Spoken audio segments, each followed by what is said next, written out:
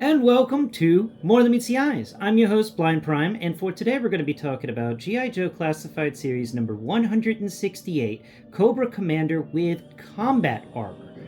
Yeah, he finally got some armor. That cowardly SOB finally got himself armored up.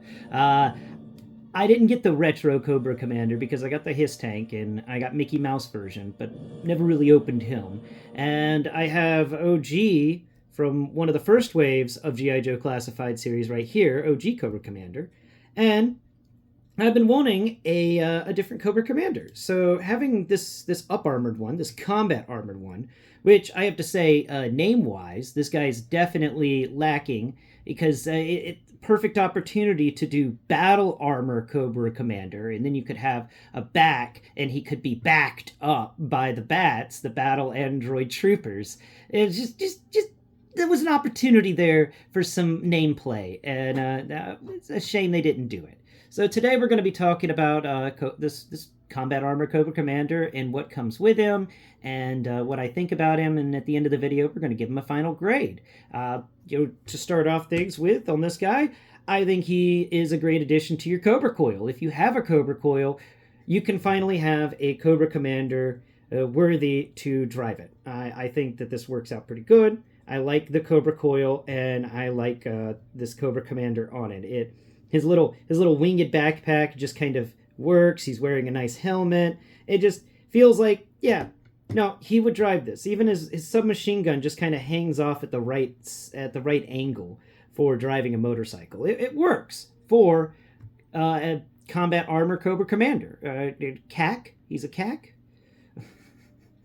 Either you go Cobra Commander Combat Armor, so it's just a triple CA. But so let's get him off the Cobra Coil and really start talking about this figure in depth. And while I'm doing this, please go below and do all the things everyone else asks you to do. And while you're at it, leave me a comment below and tell me, like, what would you prefer? Original Cobra Commander or this Combat Armor version? Or are you a retro fan? Let me know. Which is your favorite Cobra Commander from the G.I. Joe Classified series line so far? And I guess you can include exclusives if you want, but nobody has the money for that I know of. Hey, getting this guy all straightened out. Let's set the Cobra Coil, knocking things over here at blind_prime. Let's just set him over here next to this battle android trooper that I'm about to use, because I love the Battle Android Trooper, one of my favorite figures in the G.I. Joe Classified series line, next to the Cobra Infantry, which I desperately want them to make more Cobra Infantry, not those retro things. They just didn't work right. So here we go. There is a description of their helmets. The dorsal fin thing on top of the bat is still higher than Cobra Commander's helmet, but Cobra Commander's helmet and the bat's helmet do line up. Cobra Commander's helmet is also thicker than the bat's head, and that's to symbolize the fact that this is a helmet on a person's head, and that they did get that impression off by making it bigger than the bat's head. It works pretty good. Wish you could take the helmet off, but oh well. Shoulder-wise, how do their shoulders line up? And their shoulders actually line up pretty well. I think, with how Cobra Commander's up-armored, his shoulder is just slightly taller than the bat's shoulder. Now let's go ahead and take off his backpack, set that off to the side, and compare them back to bat. Battle Android Cobra Commander to the Battle Armor Cobra Commander to Battle Android Trooper. Back to bat. Okay, I make myself laugh. I say funny thing. Shoulder-wise, yeah, still there. They're the backs of the necks all line up. Cobra Commander, you're leaning forwards just a bit. There you go. Yeah, stand up straighter. There you are. Yeah, that's pretty good. I think they work out pretty good together. Weight-wise, Cobra Commander actually feels like he weighs about the same as the Battle Android Trooper. Now we're going to set our bat off to the side, knocking the Cobra Coil over again, because, why not knock something over twice? Don't knock over something 3 times. Okay, now let's compare the up-armored Cobra Commander to the down-armored Cobra Commander. I think that would be fun, right? Yeah. All right, so we're going to line your arms up, sir. I gave him the pointy arms so he can give orders. Get them! Soldiers! Get the Joes! Love it. Okay, so first and foremost, let's take a look at how they compare height-wise. So we're going to put them next to each other. Now, my suspicion is that the up-armored Cobra Commander will be taller because the armor gives him more height, and that suspicion is proven true. Yeah, that's almost a stud difference in height. Now, so turning them to the side for their shoulders, we should use the blank shoulder here. There we go. And raise up your shoulder pad. Now, we can't really do that. Okay, so, yeah, up-armored Cobra Commander his shoulders are taller than the other Cobra Commander. Now, here's some more fun comparisons. Let's take a look at their wrists. So, here's what I'm looking at here. I'm seeing if this is indeed an armored-up Cobra Commander. And if they got the dimensions right, then you can imagine that this is Cobra Commander before the armor, and this is Cobra Commander after the armor. And we do get that. Let's see, at the lower arms, yeah, Cobra Commander's arms are kind of noodly in comparison to a lot of the other figures in the line. And then we get up-armored Cobra Commander, and his arm is beef. And that can hold... Yeah, so it feels like that Cobra Commander could just put his arm in this armored gauntlet here. Hand-wise, are their hands any bigger? Yeah, I think there are, but there's a better comparison for the hands. We've got a pointy finger over here we can take a look at, because he came with a pointy finger. That's a fisty hand. We don't want a fisty cuff, we want a pointy finger. All right, now let's take a look at the pointy fingers and see. And yeah, no, the up-armored Cobra Commander's pointy finger is longer, and his hand is got more girth to it. So, indeed, it does feel like this is a Cobra Commander who put on battle armor. Yeah, his legs are slightly thicker. Oh, his thighs are definitely thicker. Yeah, that's cool. Midsection-wise, it's about the same, but that's because old Cobra Commander's wearing a lot of clothing. He's got this big old shirt and stuff that really puffs him out a bit. And if he takes all that off and puts on this armor, yeah, it makes sense. That's pretty cool. So we're going to set old-style Cobra Commander off to the side, and let's really get in depth and talk about this figure today.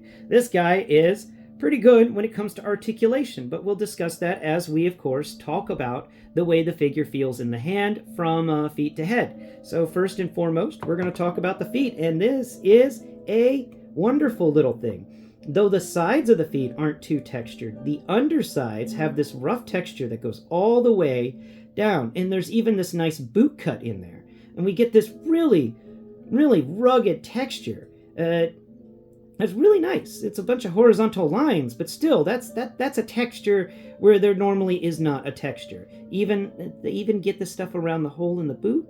Yeah, it seems like they texture just a little bit around the edges there too. So, bottoms of the feet, that's top-notch texturing right there, off the bat. Now we come over here to the tops, and we get this, because this is supposed to be, heavy-duty armor, so what we're getting here with the textures is the texture of a armored suit, very similar to Iron Man in the past, except these are, the angles are slightly different. Like, for instance, the edge of the feet kind of go up and then go back to the armor stuff, where the Iron Man feet just kind of swoop down and end at the edge of the foot. This one raises up and then goes into the boot. And then we come over here to the actual lower leg. We've got all this shiny feeling armor. We got some clasps on the side. I like that. And you get little clasps that show that this thing is actually, something that is put together and snapped in place. And we get some cool stuff feeling up here at the front of the greave. Yeah, it's a greave. And that is some nice lineage going on there, texture-wise. The knee pad has a really nice... It feels really good. It is definitely... I'm feeling a lot of upscaled Iron Man. Like this... This leg, for instance, is feeling similar to what, like, I would imagine a Maximum Series Iron Man leg would feel like. There's plenty of textures ingrained into this. There's not a thigh swivel, but there is not a boot swivel either, and those are shames. Like, why is there not a boot swivel?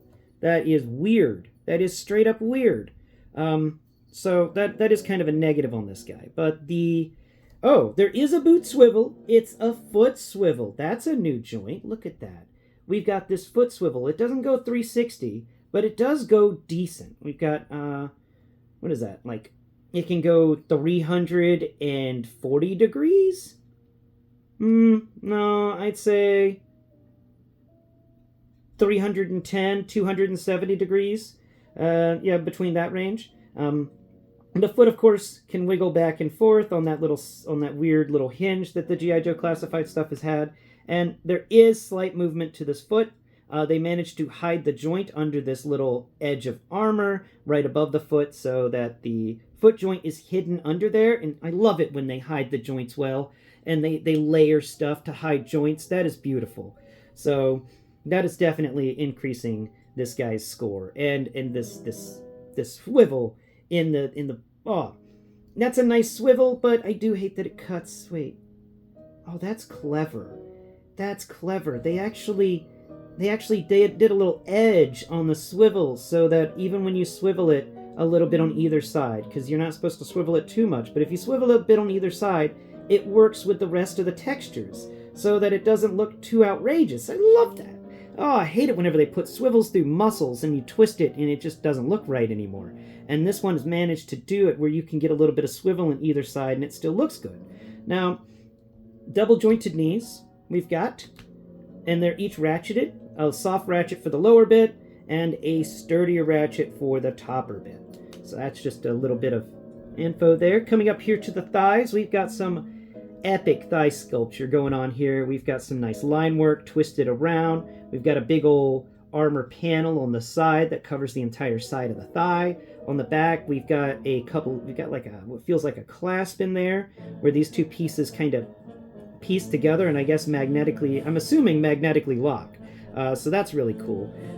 That's the same with the other leg. And of course, on the other leg, we also have this, his submachine gun's holster. And the submachine gun holster is attached to a belt he is wearing around his midsection.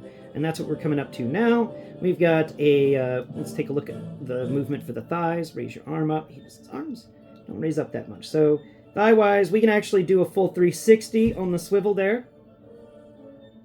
That's new. We can also raise up to be a 94 sideways. We can raise it up, all sorts of crazy stuff. That's a weird one. We haven't come across a joint that will allow you to just go full circle with the thigh. Drop-down hinges on each side, and then we've got a waist rotation right above the belt line where the submachine gun is. Now his groin armor, we got a big old yield sign there. We've got a nice layers going on there, and then right above that we've got this little belt buckle that feels really intricate, and I am assuming that's a snake that I can feel in there, a cobra head, if you will. So that is there, and then we come over here to the core of the body, and we've got a movable ball joint just above the hips, and then in the actual core of the body we've got another ball joint. So he's got the double ball joint action, so he can twist his core, and then he can twist his core again, and kind of get all sorts of really cool movement actions going on here. Stuff that you normally wouldn't really get in a figure like this. This is a lot of the ninja articulation, but for Cobra Commander in his armor mode, which is definitely above and beyond when it comes to articulation for something like Iron Man. So that's really cool. And we've got line work going on the chest, really nice line work. You can feel all the armor textures to allow his chest to have full mobility. There's even some stuff on the side, if we can get this arm to raise up. Come on, raise up, Mr. Arm. There you go. We've got some really nice textures going on around here on the side of the core. And then we're going to turn around here to the back. And on the back, we've got this huge armor panel that takes up a chunk of his back. I'd say 2/3 of his back is taken up by this single panel. But it's not just a single panel. You would assume that, but then when you start feeling it, you can feel where it's molded and it feels like it may move a bit. And maybe it's more of a softer metal that allows some action in your movement. Either that, or it's just one big panel that's on top of other armor that's below, because you do get the impression that this armor on his lower back goes under this panel on his upper back. So that will allow him free motion, but still keep his back super protected. And I do like that. Like, this is some well-designed armor for Cobra Commander. This stuff is fun. Coming around here to the front, we've got his pecs, and boy, does Cobra Commander's armored form have pecs. Wow. He's got maximum peckage. That's some really nice textures going on there. We've got his solar plexus etched out, and I'm assuming there will be a Cobra symbol on one of his, probably this chest, because that feels a little rougher than this one. And then we have coming up here to his head area, we've got this kind of collar that goes up, textured-wise. It's got kind of a ribbed texture going up the back of his neck and the sides of it, and it's the collar that will allow movement of his neck. Now, his head doesn't have that much movement, sadly. It can spin 360 degrees. It can kind of crack its head left and right, and he can kind of look down, and he can kind of look up, but his head is definitely not as mobile as the rest of his body. But that's because it makes sense with all the armor that kind of comes up around his neck. This guy doesn't want his head being chopped off by Storm Shadow or something. So he's definitely ensured that Vorpal blades are going to have a hard time with him. And then you got these shoulder pauldrons here that have some, I like how they kind of flare up around the neck on either side, and then they sort of come down. They got a little bit of texture in them, but not really much. But there is more on either side than you would expect. It's very light texturing, but it's decent. Then we come over here to the arms, and we've got some really nicely armored arms. Like I said before, Cobra Commander normally has noodle arms, and this guy's arms are thick and feel like they are armor on top of Cobra Commander's noodle arms. It works.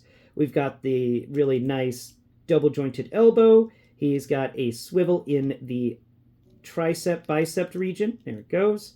And then we come down here to the lower arm. We've got that armor we talked about earlier with the comparison of Cobra Commander. Not really much going on there. And just you can feel the clasps where it seems like the crease for connection is. And then you come over here to his hand, and it's a beefier hand that feels like it's got some more armor on it. Like they even textured the hand really well with that glossy texture. All right, and that's Cobra Commander with minus his head, because I forgot to talk about that.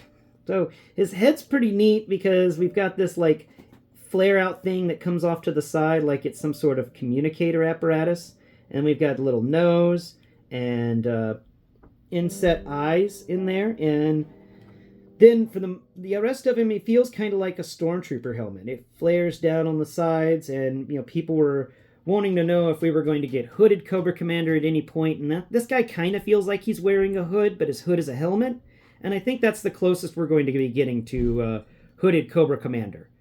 It's decent, otherwise, pretty good. Pretty good. We've got some nice little textures going on all over him, and now let's talk about the accessories he comes with, because he really doesn't come with many. He comes with this submachine gun. Let's pull it out of its little area and set you off over here to the side. Don't fall. Don't fall. Today's your big day. Okay. The little submachine gun's something we've gotten before, but sadly no ability to remove the ammunition. And I don't actually think this is a submachine gun we've gotten before. This feels a little more compact than other submachine guns that we've gotten. Big rubbery stuff going on with it though, and I highly dislike the rubber. Texture-wise, it's alright. And knocking things over. We're just going to set you down over here. Stop falling over. Stop falling over. There you go. Okay. Yeah.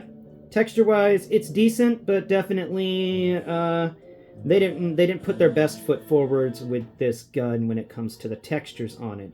Very lackluster on the textures, but that's mainly because of the material they've used. They can't really get that precise texturing and that clean, crisp feel with this rubbery stuff. So, coming over here to his other accessories, he comes with a hand, two hands actually, and a head. and a backpack. And his head is the same head, except that the one I currently have on Cobra Commander, the one out of the box, has snake eyes, and this one has regular human eyes. I prefer the snake eyes, so this one's just going to go get stored away. And then for hands, we have a punchy and a pointy. I am still wondering if I'm going to give him pointy hands or just have him constantly riding the motorcycle. I think he's just going to be riding the motorcycle, but he does get a pointy hand, and that's pretty nice. I think that's pretty neat. I wish more came with some fun hands like that. Then we got a fisticuff hand, and you can feel there's actually ridges on it for the knuckles, which is really cool. So we're going to set those guys off to the side, talk about this backpack. This backpack is very, very subdued. It's very light. It's got little winglets on the sides, and it feels very sci-fi and like a power pack for the armor he's wearing, where these aren't actually wings. It feels like more like heat sinks to help bleed off excess heat from him. And again, they could be little G.I. Joe wings. I don't know. But I'm imagining them to be more like heat sinks to ensure that Cobra Commander doesn't overheat in this armor. But the backpack is very nice. We've got some smooth lines, very, very crisp edges. It's a nice feeling little backpack. And then finally, we come to the weirdest accessory of his. It's an iguana. It's a big iguana. But it's an iguana. I've seen them this big in Aruba. They can get massive in some places. And he's got the ridge line going all the way back. I do wish they'd put a bendy wire in his tail so we could have moved his tail around a little more, or given him any sort of bendy wire articulation in the arms or anything like that. But he's just a rubbery iguana that's of the 1/12 scale. So you can just have him sunning himself somewhere. I don't really know the story behind this iguana. I don't know why there is an iguana. I was surprised by the iguana. I have no idea iguana, but you know what? Cool. We get a 1/12 scale iguana. This year we're getting an iguana and a polar bear. Wow. His texturing on the iguana is pretty good. We've got all sorts of scales and stuff textured in there, and the underside is very smooth. And yeah, that's about it for the iguana. I think it's a decent little accessory, but it's not really going to change the grade for Cobra Commander. I think Cobra Commander here in his battle armor mode is definitely up there when it comes to quality, when it comes to articulation, when it comes to the textures and the feel of it, and also when it comes to the fact that they actually thought about, kind of symbolizing Cobra Commander putting armor on.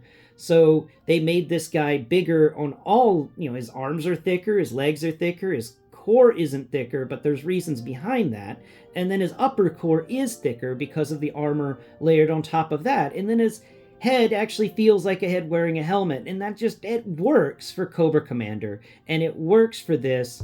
And I really like it. I think that if you don't have a Cobra Commander in your collection, this may be the one for you.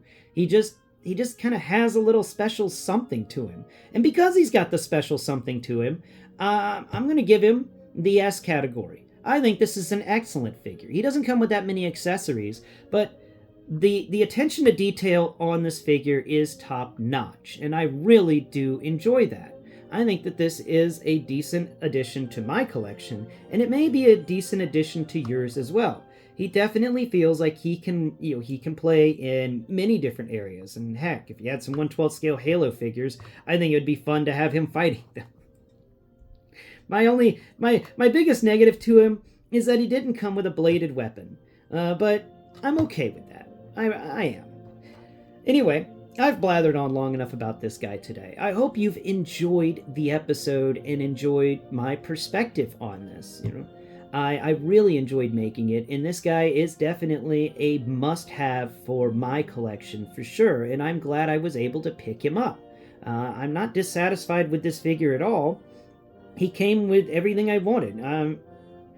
Been nice to get another gun or a sword, but at the same time, he's the best Iron Man-like Iron Man thing that I've come across so far. Thank you for watching. Please tune in next Prime, where we're going to be talking about something new. Until then, bye-bye for now.